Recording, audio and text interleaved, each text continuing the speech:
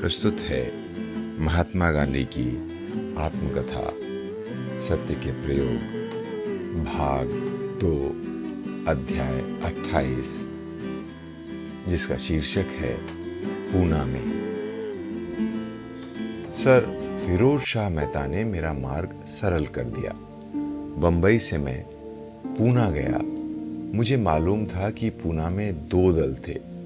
मुझे तो सबकी मदद की जरूरत थी। मैं लोकमान्य तिलक से मिला। उन्होंने कहा, सब पक्षों की मदद लेने का आपका विचार ठीक है।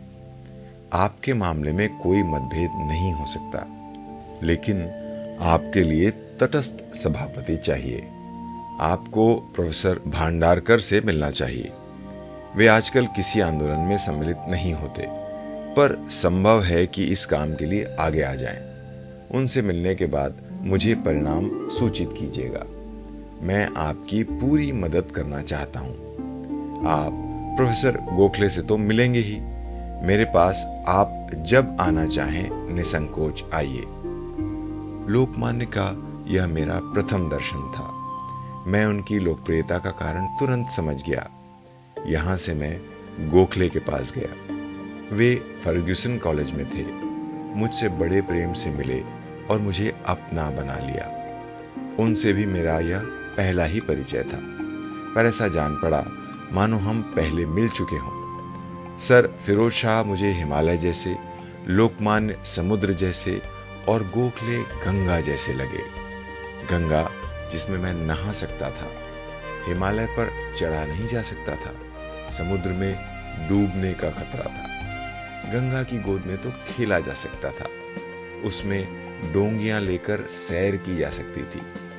गोखले ने बारीकी से मेरी जांच की, उसी तरह जिस तरह स्कूल में भर्ती होते समय किसी विद्यार्थी की जाती है। उन्होंने मुझे बताया कि मैं किस किस से और कैसे मिलूं और मेरा भाषण देखने को मांगा।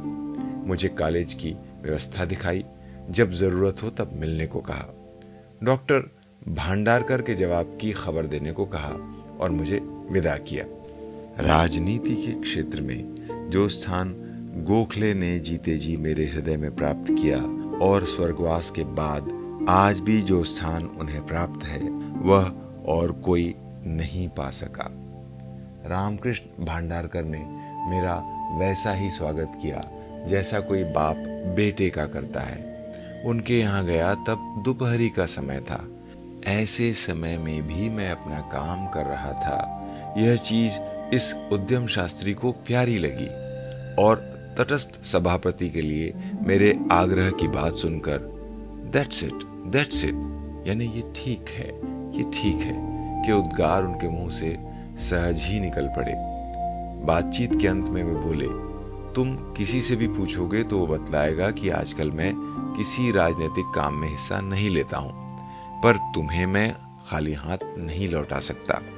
तुम्हारा मामला इतना मजबूत है और तुम्हारा उद्यम इतना स्तुत्य है कि मैं तुम्हारी सभा में आने से इनकार कर ही नहीं सकता। ये अच्छा हुआ कि तुम श्री तिलक और श्री गोखले से मिल लिए। उनसे कहो मैं दोनों पक्षों द्वारा बुलाई गई सभा में खुशी से आऊंगा और सभापति पद स्वीकार करूंगा। समय के बारे में मुझसे पूछने की जरूरत नहीं। दोनों पक्षों को जो समय अनुकूल होगा उसके अनुकूल मैं हो जाऊंगा। यूं कहकर उन्होंने धन्यवाद और आशीर्वाद के साथ मुझे विदा किया। बिना किसी हो हल्ले और आडंबर के एक सादे मकान में पूना की इस विद्वान और त्यागी मंडली ने सभा की और मुझे संपूर्ण प्रोत्साहन के साथ विदा किया। वहां से मैं मद्रास गया। मद्रास तो पागल हो उठा। बाला सुंदरम के किस्से का सभा पर गहरा असर पड़ा। मेरे लिए मेरा भाषण अपेक्षाकृत लंबा था। पूरा छपा हुआ था, पर सभा ने उसका एक एक शब्द ध्यानपूर्वक सुना। सभा के अंत में उस हरी पुस्तिका पर लोग टूट पड़े। मद्रास में संशोधन और परिवर्धन के साथ उसकी दूसरी आवृत्ति 10,000 की छपाई गई थी। उसका अधिकांश निकल गया, पर मैंने देखा कि 10,000 की जरूरत नहीं थी। मैंने लोगों के उत्साह का अंदाजा कुछ अधिक ही कर लिया था। मेरे भाषण का प्रभाव तो अंग्रेजी जानने वाले समाज पर ही पड़ा था। उस समाज के लिए अकेले मद्रास शहर में 10,000 प्रतियों की आवश्यकता नहीं हो सकती थी। यहाँ मुझे बड़ी से बड़ी मदद स्वर्गीय जी परमेश्वरम पिल्लई से मिली। वे मद्रास स्टैंडर्ड के संपादक थे। उन्होंने इस प्रश्न का अच्छा अध्ययन कर लिया। वे मुझे अपने दफ्तर समय समय पर बुलाते थे और मेरा मार्गदर्शन करते थे। हिंदू के जी सुब्रमण्यम से भी मैं मिला था।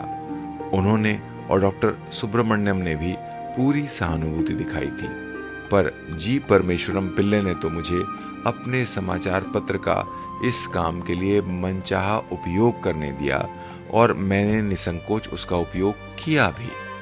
सभा पाचप्पा हाल में हुई थी और मेरा ख्याल है कि डॉक्टर सुब्रमण्यम उसके सभापति बने थे। मद्रास में सबके साथ विशेषकर अंग्रेजी में ही बोलना पड़ता था। फिर भी मैं बहुतों से इतना प्रेम और उत्साह पा सका कि मुझे घर जैसा ही लगा।